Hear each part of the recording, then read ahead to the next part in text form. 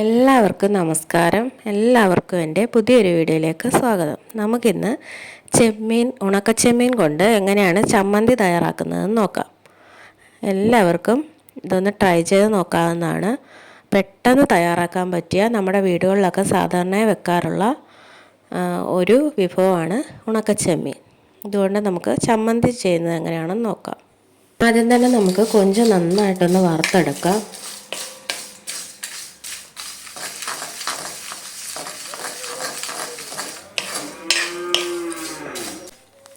കണ്ടില്ല, ഞാനിവിടെ നന്നായിട്ട് വറുത്തെടുത്തിട്ടുണ്ട്. നമ്മളിങ്ങനെ കൈകൊണ്ട് പൊടിച്ച് നോക്കുമ്പോൾ പൊടിയുന്ന പരുവമാകുമ്പോഴത്തേക്ക് നമുക്ക് ഫ്ലെയിം ഓഫ് ചെയ്യാം.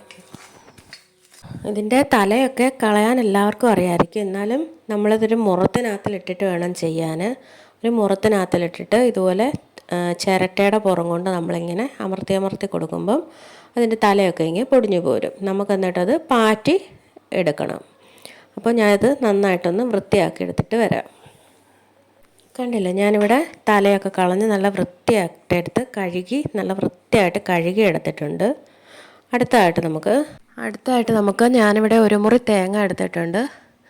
നമുക്കിത് നന്നായിട്ടൊന്ന് വറുത്തെടുക്കണം. വറുത്തെടുക്കാൻ വേണ്ടിയിട്ട് ഇതിലേക്ക് നമുക്കൊരു 5-6 ചെറിയുള്ളി ചേർക്കാവുന്നതാണ്. ചെറിയുള്ളി ഇല്ലെന്നുണ്ടെങ്കിൽ ഒരു സവാളയുള്ളി കീറി ഇട്ട് കൊടുത്ത് നമുക്ക് വറുത്തെടുക്കാം. അതിനുശേഷം നമ്മൾ കഴുകി വച്ചിരിക്കുന്ന ഉണക്കച്ചെമ്മീനൂടെ നമ്മുടെ വറക്കാൻ വച്ചിരിക്കുന്ന തേങ്ങയിലേക്ക് ഇട്ട് കൊടുക്കാം. അതിനുശേഷം നമുക്കൊരു 2 തണ്ട് കറിവേപ്പിലയും കൂടെ ചേർത്ത് കൊടുക്കണം. അതിനുശേഷം നമുക്ക് ഇത് ഒരു മീഡിയം ലെവലിൽ ഒന്ന് വറുത്തെടുക്കാം. ഒരുപാട് അങ്ങ് വറക്കേണ്ട ആവശ്യമില്ല. നമ്മുടെ ചമ്മന്തിപ്പൊടിയുടെ അത്രയും വറക്കേണ്ട ആവശ്യമില്ല. ബ്രൗൺ കളറൊന്നും ആവണ്ട. നമുക്കൊരു മീഡിയം രീതിയിൽ ഇതൊന്ന് വാർത്തെടുക്കാം. ഞാനിവിടെ ഒരു നെല്ലിക്ക വലുപ്പത്തിലുള്ള പുളി ചേർത്ത് കൊടുക്കുന്നുണ്ട്. നമുക്കിനി ഇതിലേക്ക് എരിവിന് ആവശ്യത്തിനുള്ള മുളക് പൊടി ചേർത്ത് കൊടുക്കണം. ഞാനിവിടെ ഒരു 2 സ്പൂൺ മുളക് പൊടി ചേർത്ത് കൊടുക്കുന്നുണ്ട്. ഓരോരുത്തർക്കും എരിവിന് ആവശ്യത്തിനുള്ള മുളക് പൊടി നമുക്ക് ചേർത്ത് കൊടുക്കാം. അതിനുശേഷം നമുക്ക് ചമ്മന്തിക്ക് ആവശ്യത്തിനുള്ള ഉപ്പ് ചേർത്ത് കൊടുക്കണം. ഞാനിവിടെ ഒരു 1/2 ടീസ്പൂൺ ഉപ്പ് ചേർത്ത് കൊടുത്തിട്ടുണ്ട്.